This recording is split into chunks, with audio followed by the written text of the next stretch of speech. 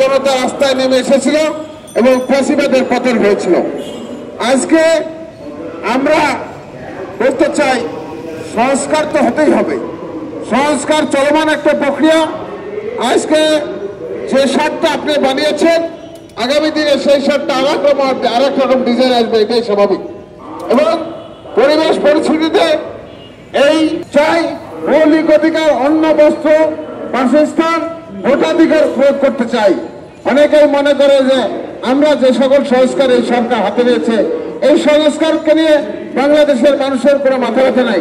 মানুষের একটাই মাথা ব্যথা, নির্বাচন কবে দিবে, নির্বাচনকে আমরা কিভাবে ভোট দিতে পারবো।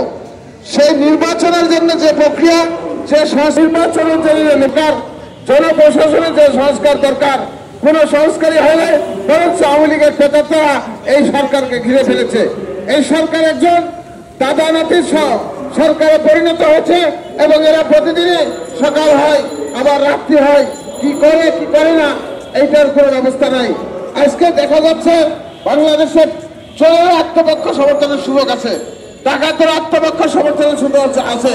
বাংলাদেশে আইন শৃঙ্খলা পরিস্থিতির বাংলাদেশে যে ঘটনা ঘটছে, এটা অত্যন্ত দুঃখজনক।